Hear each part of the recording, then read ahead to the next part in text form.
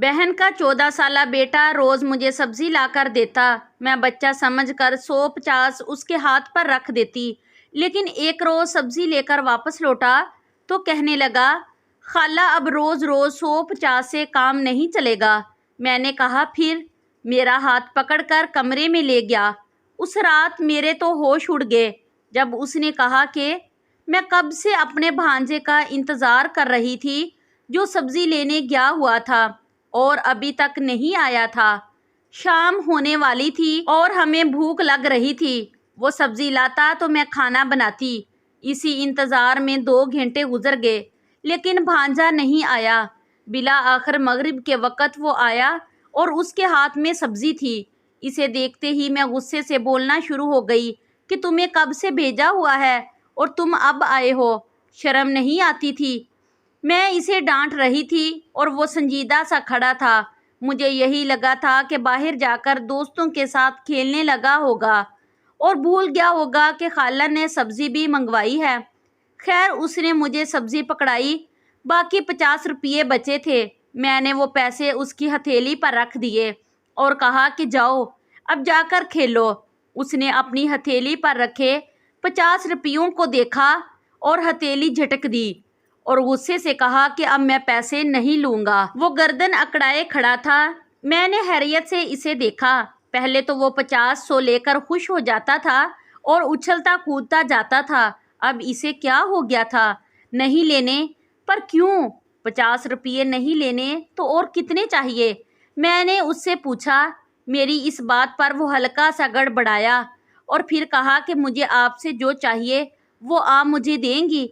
इसका अंदाज इतना पुरअसरार था कि मैं चूक पड़ी और हैरियत से इसे देखने लगी कि भला इस 14-15 साला लड़के को मुझसे ऐसा क्या चाहिए था। बेशक वो कद में मुझसे लंबा हो चुका था, पर था तो बच्चा ही ना। मेरे हाथों में ही पल बढ़कर जवान हुआ था। मैंने इसे कहा कि हाँ बोलो, तुम्हें क्या चाहिए? मेरी बात सुनते ही उसने आसपास देखा और फिर मेरा हाथ पकड़कर कमरे में ले आया। पता नहीं क्यों उस वक़्त मुझे अजीब लग रहा था, जैसे कुछ बुरा होने वाला था। वो अब कमरे में आकर भी खामोश हो गया था। इसका सर झुका हुआ था और वो बार बार अपने खुश्क लबों पर ज़बान फेर रहा था।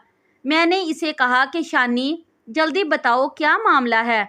मेरे जहन में एकदम से आया था कि ये कहीं गलत सोहबत में ना पड़ गया हो, पर उसने फिर जो बात की उस बात ने मेरा दिमाग हिला दिया। मैं हैरियत से आंखें फाड़े इसे देख रही थी। उसने ऐसा सोचा भी कैसे? गुस्से से मुझे अपने दिमाग की नसें फटती महसूस हुई थी। मैंने हाथ घुमाकर एक ज़ोरदार थप्पड़ उसके मुंह पर दे मारा और गुस्से से दहाड़ी कि तुम्हें शर्म नहीं आती इस तरह की बात करते हुए? अपनी उम्र देखो और अपनी हरकतें देखो। दफ़ा हो जाओ यहाँ से। वो मेरा थप्पड़ खाकर भी हिला नहीं था, बल्कि अपनी जगह पर डट कर खड़ा रहा। मैं इसका बाजू पकड़कर खींची कमरे से बाहर लाई थी। अब वो अपने बाजू छड़ाते मुझसे यही कह रहा था कि खाला मेरी बात सुनो, मेरी बात को समझने की कोशिश करो। मैं अब बच्चा नहीं रहा, लेकिन मेरा दिमाग उस वक़्त हिला हुआ था। मैंने इसे धक्के मारते हुए घर से निकाल दिया और शोर की आवाज़ पर मेरी बेटी सोते हुए उठ खड़ी हुई और बाहर आ गई। वो परेशानी से मुझे देख रही थी और फिर मुझे बाजू से पकड़कर खींचने लगी। अम्मी ये आप क्या कर रही हैं? वो खौफजदा नज़रों से मुझे देखते पूछने लगी। उसने कभी सोचा भी नहीं होगा कि मैं अपने भांजे के साथ ऐसा सलूक कर सकती हूँ। वो भांजा जिसे मैं अपना बेटा समझती थी, लेकिन वो नहीं जानती थी कि भांजे ने किस कदर शर्मनाक बात की थी। मेरा बस चलता तो डंडे से उसकी धुलाई करती, लेकिन बिन माँ का बच्चा था ये सोचकर मैंने इसे बख्श दिया। अम्मी आप पागल हो गई हैं क्या? जैसे ही मैंने भांजे को बाहर निकाल कर दरवाज़ा बंद किया, मेरी बेटी चला उठी। हाँ हाँ पागल हो गई हूँ मैं। मैंने झटके से इससे अपना बाजू छुड़ाया। और तुम दफ़ा हो जाओ यहाँ से। दुपट्टा लेकर रखा करो। सारी मुसीबत की जड़ ही तुम हो। मैंने एक थप्पड़ अपनी बेटी को रसीद कर दिया। وہ حیران پریشانی سے مجھے دیکھنے لگی۔ طلاق لے کر میرے سر پہ بیٹھ گئی ہو، اپنا گھر بسا نہیں سکی، یہاں مجھے امتحان میں ڈالا ہوا ہے۔ میں غصے سے بڑبڑا رہی تھی، جبکہ میری بیٹی بے یقینی سے میری جانب دیکھ رہی تھی۔ اس کی آنکھوں میں آنسو آ چکے تھے، پر میں اس قدر غصے میں تھی، اس کی طرف دھیان ہی نہیں دیا۔ وہ کچھ دیر تو کھڑی روتی رہی، پھر بھاگ کر کمرے میں چلی گئی۔ جاتے ہی اس نے کنڈی لگا لی۔ میں نے تھک ہار کر چارپائی پر بیٹھ گئی۔ میرا سانس بری طرح سے پھولا ہوا تھا اور ابھی تک سمجھ میں نہیں آیا تھا کہ ہوا کیا تھا، پر اتنا ضرور جان گئی تھی کہ 15 سالہ بھانجا اب بچہ نہیں رہا تھا، اور میری بیٹی، ہاں وہ ہر برائی کی جڑ تھی۔ میری اور میری چھوٹی بہن کی ایک ہی گھر میں شادی ہوئی تھی۔ ہمارے شوہروں کی آپس میں نہ بننے کی وجہ سے ہمارے گھر الگ الگ تھے اور ہم سالوں بعد ہی ملتے تھے۔ شادی کے 1 سال بعد ہی میرے گھر بیٹی پیدا ہوئی تھی، جبکہ میری بہن کے پاس اولاد نہیں تھی۔ شادی کے 8 سال بعد بیٹا پیدا ہوا تھا۔ اس کے پیدا ہوتے ہی میرے دیور نے، جو کہ میرا بہنوئی بھی تھا، محلے میں الگ گھر لے لیا تھا، اور پھر وقت ایسے ہی گزرتا گیا۔ میری بہن بیمار رہنے لگی تھی۔ میری بیٹی بہت خوبصورت تھی۔ اسکول کے دنوں سے ہی اس کے رشتے آنے شروع ہو گئے تھے، اور جیسے ہی وہ 18 سال کی ہوئی، میں نے اس کی شادی کر دی۔ لیکن بدقسمتی سے میری بیٹی ماں نہ بن پائی۔ اس کا ہر جگہ سے علاج کروایا، اور پھر میرے داماد نے اسے طلاق دے دی اور کہا کہ یہ تو بانجھ ہے، اس کو اپنے پاس ہی سنبھال کر رکھو۔ جس دن میری بیٹی کو طلاق ہوئی، اسی دن میری بہن فوت ہو گئی۔ مجھ پر تو جیسے غموں کے پہاڑ ٹوٹ پڑے تھے۔ بیٹی اور بہن دونوں کا غم بہت بڑا تھا۔ بہن کی وفات کے بعد میرے شوہر کا دل تھوڑا نرم پڑ گیا اور بھانجا آنے جانے لگا۔ اب میں اسے اپنا بیٹا ہی سمجھتی تھی۔ کھانا بھی ہمارے گھر ہی کھاتا تھا، باہر کا سارا کام وہی کرتا تھا۔ وہ اپنے گھر صرف سونے کے لیے جاتا تھا، اس کا وہاں دل نہیں لگتا تھا۔ ماں کی یاد اسے سونے نہیں دیتی تھی۔ پچھلے 1 سال سے شانی ہمارے گھر آ جا رہا تھا۔ میرے لیے وہ میرے سگے بیٹے جیسا تھا۔ اس دوران میری بیٹی کے کافی رشتے آئے، پر سبھی بانجھ کا سن کر بھاگ جاتے۔ اب اگر کوئی رشتہ آتا تو کسی بوڑھے کا، جس کے 5-6 بچے ہوتے تھے۔ میری بیٹی اب اتنی بھی گئی گزری نہیں تھی کہ وہ کسی کی نوکرانی بن جاتی۔ 23 سال عمر تھی اس کی، اور خوبصورت تو اب وہ پہلے سے بھی زیادہ تھی۔ میں اس کے رشتے کو لے کر بہت پریشان تھی، پر آج شانی نے جو بات کی، اس سے تو میرا دل ہی دہل گیا تھا۔ دراصل اس نے مجھے کمرے میں لے جا کر یہ کہا تھا کہ خالہ، اپنی بیٹی کی شادی مجھ سے کر دو، میں اب بچہ نہیں رہا۔ اور اس کی اس بات نے مجھے ہلا کر رکھ دیا تھا۔ وہ واقعی بچہ نہیں رہا تھا۔ جانے کب اس نے میری بیٹی کو اس نظر سے دیکھنا شروع کیا تھا، مجھے تو پتہ ہی نہیں چلا۔ میری بیٹی تو اسے اپنا بھائی ہی سمجھتی تھی۔ اب میں اسے گھر سے دھکے دے کر نکال چکی تھی، اور مجھے لگتا تھا اب وہ کبھی پلٹ کر یہاں نہیں آنے والا تھا۔ ایک پل کو سوچا کہ بہنوئی کو فون کر کے اس کی شکایت لگاؤں، پر اس سے بھی بیٹی کا ہی تماشا بنتا۔ اس نے کہنا تھا کہ تمہاری بیٹی نے ہی میرے بیٹے پر ڈورے ڈالے ہوں گے۔ یا اللہ، اب میں کیا کروں؟ میں سر پکڑ کر بیٹھ گئی۔ شوہر بھی آنے والا تھا۔ اٹھ کر اسی کشمکش میں کھانا بنایا۔ میری بیٹی ابھی تک ناراض تھی، اس نے دروازہ نہیں کھولا تھا۔ مجھے بھی اس پر غصہ تھا، میں نے بھی نہیں پکارا۔ خیر شوہر آیا تو میں نے اسے کھانا دیا، اور آج جو بھی ہوا اسے بتا دیا، تاکہ بعد میں کوئی ایسی ویسی بات ہو تو وہ مجھ پر غصہ نہ کرے کہ میں نے اسے کچھ نہیں بتایا۔ وہ خاموشی سے میری بات سنتا رہا، اور آخر میں بولا کہ لڑکا ابھی چھوٹا ہے، ورنہ تو سب ٹھیک تھا۔ میں نے حیرت سے اپنے شوہر کی طرف دیکھا اور غصے سے کہا کہ آپ کا تو دماغ خراب ہو گیا ہے، کیا آپ بھول گئے ہیں آپ کے بھائی کی فطرت کیسی ہے؟ اور پھر لوگ تو ہمیں تانوں سے ہی مار ڈالیں گے۔ میں غصے سے بولی، تو پہلے کون سا لوگ ہمیں پھولوں کے ہار پہنا رہے ہیں؟ پہلے بھی تو ہمیں باتیں ہی سننا پڑ رہی ہیں۔ میرے شوہر نے بھی چڑ کر جواب دیا۔ اسے بھی غصہ آ گیا تھا۔ میں خاموش ہو گئی۔ جانتی تھی وہ بھی اتنا ہی پریشان ہے جتنی کہ میں۔ ابھی تھوڑی ہی دیر گزری تھی جب اچانک دروازے پر زور زور سے دستک ہونا شروع ہوئی۔ کوئی پاگلوں کی طرح دروازہ پیٹ رہا تھا۔ میرے شوہر نے جا کر دروازہ کھولا تو باہر شانی کھڑا تھا۔ اس کے چہرے کا رنگ اڑا ہوا تھا، چہرہ فک ہو چکا تھا اور اس سے بولا بھی نہیں جا رہا تھا۔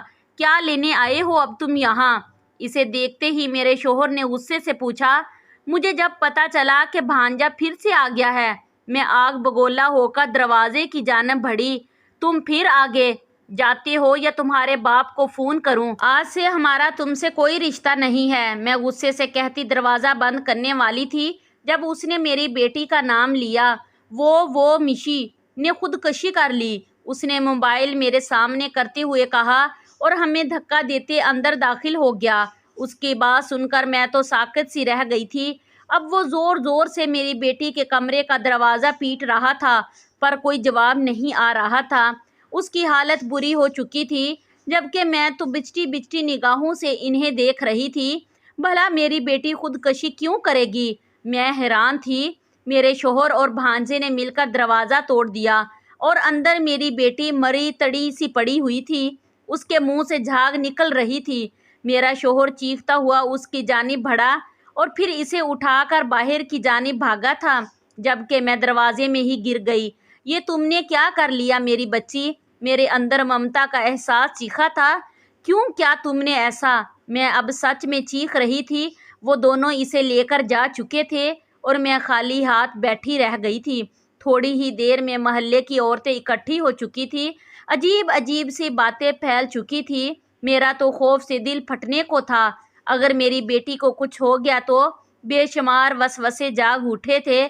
یا اللہ نہیں! میں رو رہی تھی، جانے کب تک روتی رہی۔ پھر اٹھی جائے نماز بچھا کر نماز پڑھی اور پھر نہ جانے کب تک اپنی بیٹی کے لیے دعا مانگتی رہی۔ وہ ماں نہ بن پائی، بھلا میں اس میں کیا غلطی تھی؟ اسے شوہر نے طلاق دے دی تھی، اس میں بھی اس کی کوئی غلطی نہ تھی۔ وہ میری اکلوتی بیٹی تھی، جان سے زیادہ پیاری تھی، لیکن جب سے اسے طلاق ہوئی تھی لوگوں کی باتیں سن سن کر وہ مجھے بوجھ لگنے لگی تھی۔ میں اب اس سے ہر وقت خفا رہتی تھی، بلا وجہ ڈانٹ دیتی تھی۔ آج وہ سب مجھے یاد آ رہا تھا اور میرا دل تڑپ رہا تھا کہ خدارا میری بچی کو کچھ نہ ہو جائے۔ کتنی پاگل تھی نا میں، لوگوں کی باتیں سن سن کر اور لوگ کیا کہیں گے یہ سوچ سوچ کر اپنی ہی بیٹی کو اذیت دیتی رہی تھی۔ اور آج تو میں نے حد کر دی تھی۔ اس نے اتنا بڑا قدم اٹھایا تھا، ورنہ وہ تو بڑی صابر اور شاکر تھی۔ صبح تک میں دعائیں ہی مانگتی رہی۔ پھر فجر کے بعد میرا شوہر مجھے لینے آیا۔ اس نے مجھے کچھ نہ بتایا اور میں دھڑکتے دل کے ساتھ ہسپتال آ گئی۔ میری بیٹی اب خطرے سے باہر تھی، اسے ہوش نہیں آیا تھا۔ بھانجا ایک جانب خاموش کھڑا تھا۔ ہم سب دعا کر رہے تھے۔ پھر مجھے دیکھتے وہ میرے پاس آیا اور کہنے لگا کہ خالہ، جس دن امی فوت ہوئی تھی انہوں نے مجھے کہا تھا کہ میری آخری خواہش یہی ہے، تم مشی سے شادی کر لینا۔ میں تب حیران رہ گیا تھا، چھوٹا سا سمجھ بھی نہیں آیا کہ انہوں نے ایسا کیوں کہا۔ پھر بڑا ہوتا گیا، باہر لوگوں کی عجیب و غریب باتیں سنی، مشی کی حالت دیکھی تو احساس ہوا کہ امی جاتے جاتے کیوں مجھے اپنی خواہش میں باندھ گئی تھی۔ بس اسی لیے میں نے آپ سے مشی کو مانگا تھا۔ اس کی آنکھیں بھر آئی تھی اور میں بھی رو پڑی۔ مجھے پتا نہیں تھا میری بہن کی یہ آخری خواہش تھی۔ اس نے بہت کچھ سہا تھا اور وہ نہیں چاہتی تھی میری بیٹی وہ سب سہے۔ میں نے مشی کا میسج دیر سے دیکھا تھا۔ اس نے کہا کہ وہ اپنی زندگی سے تنگ آ چکی ہے۔ وہ اپنی امی کی آنکھوں میں خود کے لیے نفرت نہیں دیکھ سکتی۔ مر گئی تو سب مجھے معاف کر دینا اور اگر بچ گئی تو سمجھ جانا اللہ نے میرا نصیب تمہارے ساتھ لکھا ہے۔ بیٹی کے الفاظ پر میں تڑپ اٹھی تھی۔ میں نے شوہر اور بھانجے سے معافی مانگی۔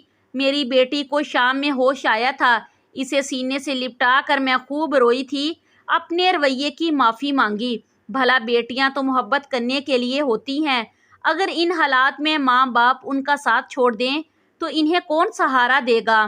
میں اب یہ سمجھ چکی تھی، بہن کی آخری خواہش بھی مجھے عزیز تھی اور اللہ کی مصلحت بھی جان گئی تھی۔